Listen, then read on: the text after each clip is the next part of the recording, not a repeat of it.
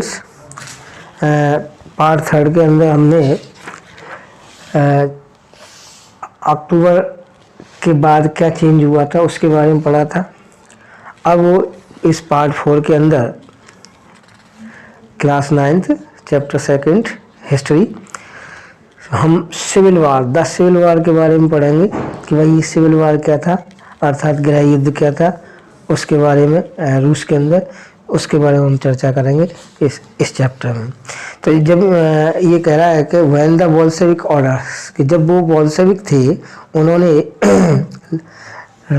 रीडिस्ट्रीब्यूशंस, जो ज़मीन का जो दोबारा से जो बंटवारा था उसका जब आज्ञा दे दी और Russian army began to break up, और रशियन जो फौज थी उसने ना इसको ब्रेकअप करना शुरू कर दिया था। तो बहुत सारे जो सिपाही थे, अधिकांश जो किसान थे, उन्होंने ना घर जाने की इच्छा की थी for the redistribution and distressed deserted, क्योंकि उन्होंने देखा था कि उनके साथ दोबारा से जो भी बंटवारा हो रहा था और जो डेजर्टेड हो गए थे, अर्थात जो रेगिस्तान या घर विहीन हो गए थे, तो उनके लिए इस स्थिति को देखते हुए इन लोगों ने बहुत सारे जो सोल्जर्स थे और जो बहुत सारे किसान थे, उन्होंने है ना अपने घर जाने की इच्छा की थी। जो नॉन बोल्शेविक थे वो समाजवादी लिबरल्स थे, सपोर्टर्स ऑफ द ऑटोक्रेसी थे। इन्होंने कंडेम द बोल्शेविक अपराइजिंग, बोल्शेविकों का जो उदय था उसके बढ़ने के कारण ये है ना कंडेम्ड, इनके ऊपर दोष लगाया। There leaders move south Russia, क्योंकि इनके जो लीडर्स थे वो दक्षिण रशिया के अंदर है ना चले गए थे। एंड ऑर्गेनाइज ट्रुप्स, उन्होंने वहाँ पे टुकड़ियाँ व्यवस्थित कर ली थी to fight the Bolshevik, Bolshevik के खिलाफ लड़ने के लिए। द रेड्स, जिनको है ना द रेड्स के नाम से पुकारा गया। ड्यूरिंग 1919 द ग्रीन्स सोशलिस्ट, जिनको रिवॉल्यूशनरीज बोला गया था, इनको ग्रीन्स के नाम से बोला गया था, उनको द रेड्स के नाम से बोला गया था। और वाइट्स, जो प्रो जारिस्ट लोग थे, उनको वाइट्स बोला गया था। Control most of the Russian empire, इस प्रकार अधिकांश ने ना रशियन साम्राज्य के ऊपर है ना नियंत्रण कर लिया था। और दे वर बैक्ड बाय फ्रेंच, और इस प्रकार वो फ्रेंच है ना वापस भेज दिए गए थे। American, British and Japanese troops, तो जो फ्रेंच थी, अमेरिकन की थी, ब्रिटिश अंग्रेजी थी, जापानी जो टुकड़ियाँ थी, इन सबको वापस है ना भेज दिया था। ऑल दोज फोर्सेज, और वो सारी फोर्सेज जो were worries at the growth of the socialism in Russia, जो रशिया के अंदर समाजवाद के उदय के बारे में चिंतित थी, ये सारी की सारी फोर्सें, ये ट्रुप्स और ये Bolsheviks fought a civil war, तो इनके बीच में एक सिविल वार है छिड़ गया।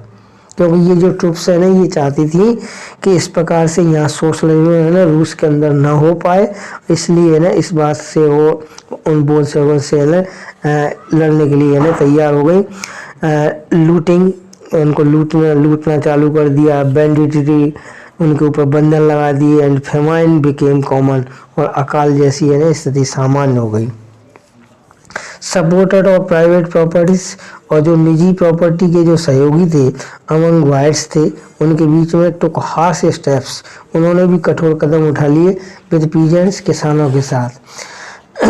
Cooperation with non Russian nationalist, और जो गैर रूसी लोग थे, राष्ट्रवादी लोग, और जो मुस्लिम थे, जूडिस्ट थे, और ये इन्होंने कॉपरेशन डिड नॉट वर्क, इन्होंने है ना कोई सहयोग नहीं दिया। वेयर, जहाँ रशियन कॉलोनी, जो रूसी जो कॉलोनीज थे, उपनिवेश थे, टर्न्ड बोल्शेविक, वो वापस है ना बोल्शेविक की ओर है ना मुड़ गए थे। In Khiva, in Central Asia, Bolshevik colonies brutally massacred local nationalist, ये है ना बहुत तेजी के साथ ये नेशनलिस्ट, राष्ट्रवाद की ओर, लोकल राष्ट्रवाद की ओर है ना ये समूहों में जुड़ते चले गए थे।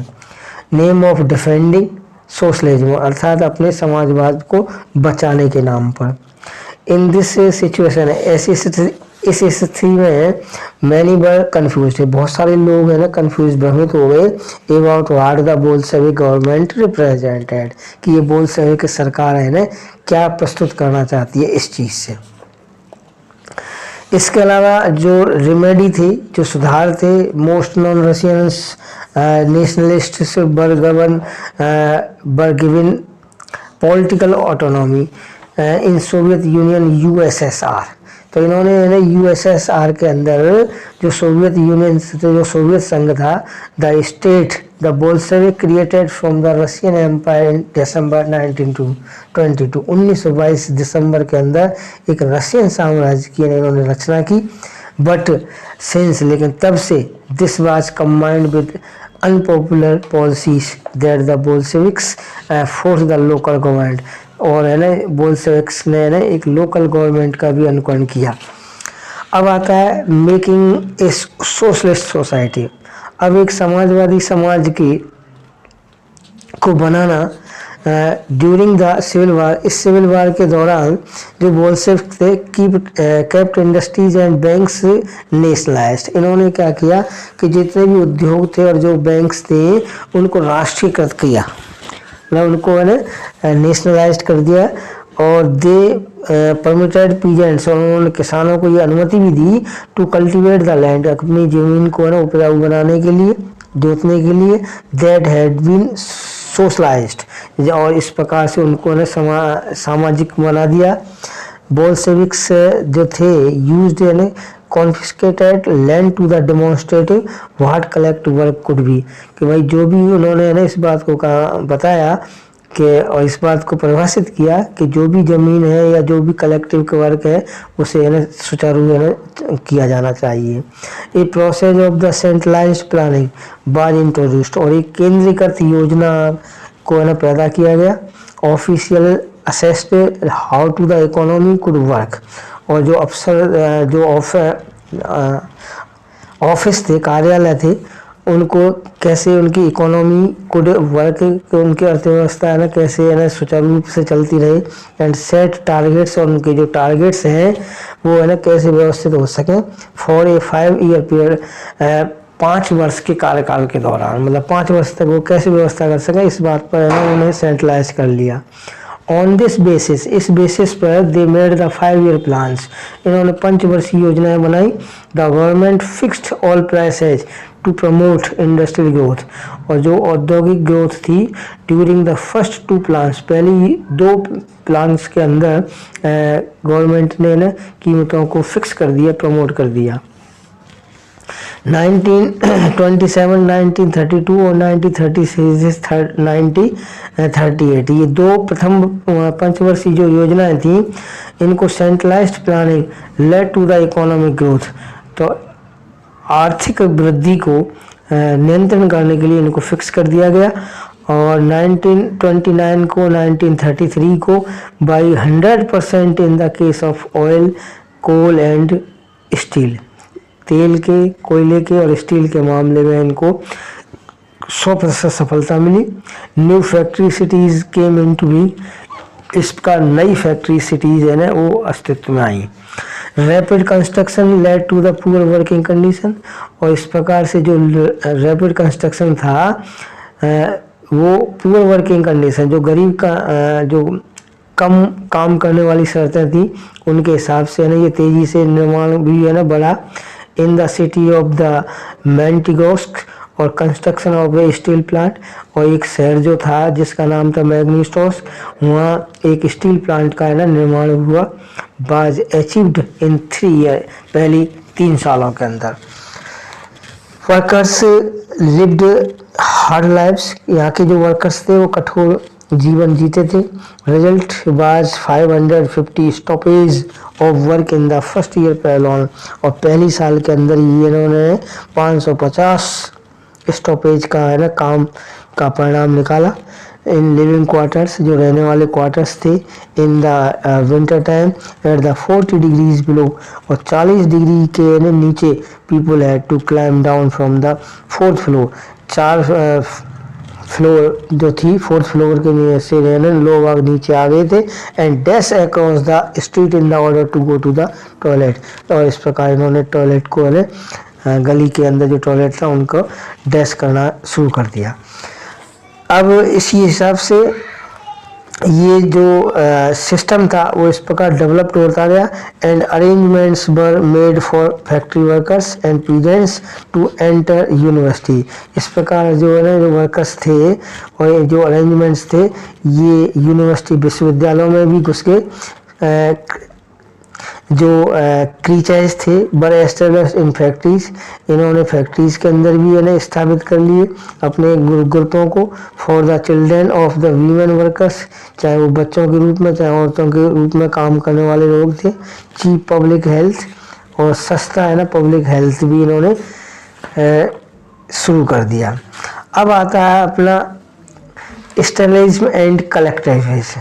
देखिए जो स्टेलिनिज्म और कलेक्टिविजेशन, ये period of the early planned economy, ये जो शुरुआती जो योजना वाली जो अर्थव्यवस्था थी उसका ये काल था और ये लिंक था disaster of the collectivisation of the agriculture. जो कृषि का जो सामूहिक रूप से जो डिसास्टर था, विनाश था, उससे जुड़ा हुआ था। 1927 1928 1927 1928 the town in Soviet Russia, जो सोवियत रूस के जो कस्बे थे were facing an acute problems of grain supplies. तो ये जो कस्बे थे ये अनाज की जो आपूर्ति थी उसकी समस्या से जूझ रहे थे। द गवर्नमेंट फिक्स्ड प्राइसेज, क्योंकि सरकार ने ना कीमतों को निश्चित कर दिया गया था। विच ग्रेन मस्ट बी सोल्ड, जिससे कि जिस कीमत पे अनाज को अवश्य बेचा जाना चाहिए था, लेकिन किसान refuse to sell their grain. तो इसलिए किसानों ने ना अपने अनाज को बेचने से मना कर दिया टू गवर्नमेंट को, जो गवर्नमेंट बायर्स थे, एट दीज प्राइसेस, इन कीमतों के ऊपर जो सरकार ने निश्चित की थी। Stalin who headed the party after the death of the Lenin, और लेनिन की डेथ के बाद में जो स्टालिन था जो इस पार्टी का हेड था, इंट्रोड्यूस्ड फ्रॉम इमरजेंसी मेजर्स, तो उसने इस प्रकार आपातकालीन मेजर्स को जन्म दिया। और वह ये विश्वास करता था कि रिच पीजेंट्स, जो धनाढ्य किसान हैं और जो ट्रेडर्स व्यापारी हैं, ये कंट्री साइड के अंदर ये holding stocks in the hope of high prices, क्योंकि ये ऊंची कीमतों को बढ़ाने की आशा में ये इन लोगों ने बहुत बड़ा स्टॉक दबा रखा है, ऐसा इसका विश्वास था। Speculations had to be the stopped and supplies and confiscated, तो उसका विचार से इस व्यवस्था को रोकना चाहिए और सप्लाईज को आगे बढ़ानी चाहिए, ऐसा उसका मान्यता थी।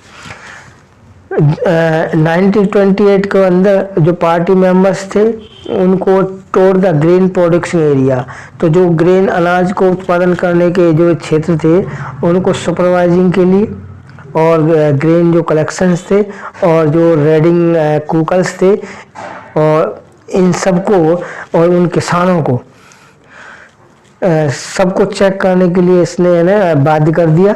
जो शॉर्टेज थी, जो कमियां थी कंटिन्यूड, वो लगातार बढ़ती चली गई। The decision was taken to collective farms, इस प्रकार से ये निर्णय था जो फार्मों के ऊपर कलेक्टिंग करने का था, कोई उनको सभी फार्म के लोगों को कलेक्ट किया जाए। इट वाज आर्गूड, इस बात पर बहस हुई थी। और इस ग्रेन शॉर्टेज, इस प्रकार अनाज की जो कीमतें बर partly due to the small size of the holdings, और इस प्रकार से ये छोटे आकार से लेकर के एक बड़े आकार के रूप में आगे बढ़ती रही। आफ्टर 1917 के बाद में land had been given over to the peasants, वो ज़मीनें जो थी वो किसानों को दे दी गई। इसके बाद में आता है कि मैनी वर डिपोर्टेड एंड एग्जाइल्स, कि वो लोग जो who registered collectivisation were severally punished, जिनको दंड दे करके ज़बरदस्ती से कलेक्टिवाइजेशन के लिए, मतलब सामूहिक भंडारण के लिए जिनको बाध्य किया गया था, ऐसे लोगों को इनमें बहुत सारे तो डिपोर्टेड एंड एग्जाइल्ड, उनको बाहर भेज दिया था। एज दे रेस्ट्रिक्टेड कलेक्टिव, जिन्होंने सामूहिक भंडारण का मना कर दिया था। ऐसे जो पीजेंट्स थे argued that they were not rich, और उन्होंने ये भी तर्क दिया था कि वो धनवान नहीं थे। And they were not against socialism, और इन्होंने ये भी कहा था कि वो समाजवाद के खिलाफ नहीं थे। They merely did not want to work in collective farms of the variety of regions। इस प्रकार उन्होंने ना कारणों की बहुत सारी वेराइटीज को ना सामूहिक रूप से बताया। इसके अलावा जो कलेक्टिवलाइजेशन था, जो प्रोडक्शन था, डिड नॉट इंक्रीज इमीडिएटली, वो तेजी से ना आगे नहीं बढ़ सका। और इनफैक्ट द बैड हार्वेस्ट, बुरी फसलें जो कि 1933 के अंदर led to one of the more devastating famines. इस प्रकार है ना 1930 और 33 का जो है ना अकाल in Soviet history, when over 4 million died, लगभग है ना 4 लाख लोग है ना इसमें मारे गए थे इस अकाल के अंदर। Many within the party criticise the confusion, बहुत सारी पार्टियों ने इस बात की आलोचना की, इस कन्फ्यूजन को इन इंडस्ट्रीज प्रोडक्शंस, जो औद्योगिक जो उत्पादन था अंडर द प्लान इकोनॉमी, जो इस प्लान इकोनॉमी के कारण हुआ था। And consequence of the collector rights, और है ना इस प्रकार से सामूहिक भंडारण का विरोध किया था।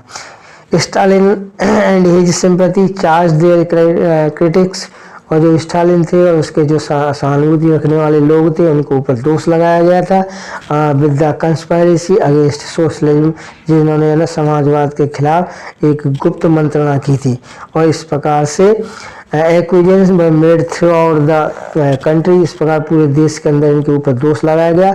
और 1939 के अंदर 2 millions were in presence, 2 lakh लोगों को है जेल के अंदर ठूंस दिया गया, और लेबर कैंप्स के अंदर है ना इनको बंद कर दिया गया। Most were innocent of the crimes, इसमें से अधिकांश लोग है ना अपराधों से है ना निर्दोष थे।